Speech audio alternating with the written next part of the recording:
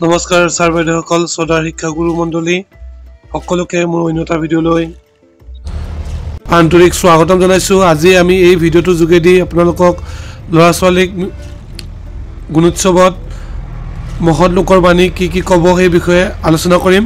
এই ভিডিঅ'টোত বচা 10টা মহৎ লোকৰ বাণী লোৱা হৈছে। আপোনালোকে দেখিবই পাইছে স্ক্ৰীনত। এইকেইটা মহৎ লোকৰ বাণী আপোনালোকে গুণোৎসৱত ক'ব দিব ল'ৰা ছোৱালীক।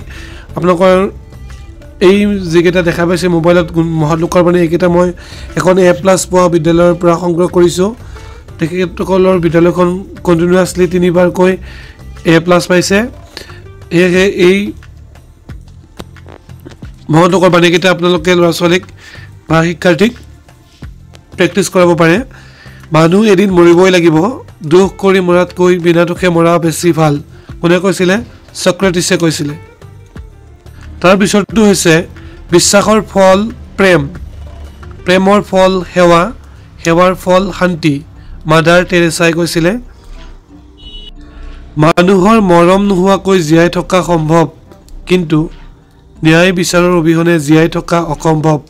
Edward bond.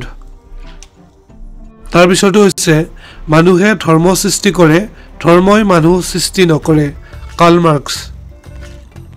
তাৰ পিছৰটো হৈছে আমি যি বিশ্বাস কৰোঁ সি সত্য নহ'বও পাৰে। ক্লাইভ বেলে কৈছিলে। তাৰ পিছৰটো হৈছে ফুল মানুহৰেই হয়, কিন্তু প্ৰতিটো ফুলৰ পৰা মানুহে জীৱনত বহুতো জ্ঞান অৰ্জন কৰে। ফ্ৰেংকলিন।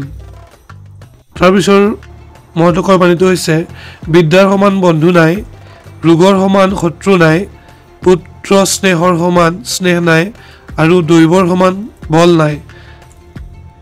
চাণক্যদেৱে কৈছিল।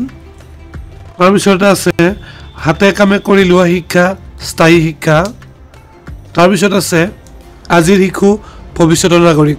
শ্ৰদ্ধা ছাৰ বাইদেউসকল, এইকেইটাই আজিৰ দিনটোৰ বিশেষ টপ 10 মহৎ লোকৰ বাণী আছিলে। আপোনালোকে এইকেইটা ল'ৰা ছোৱালীক ভালদৰে শিকাওক।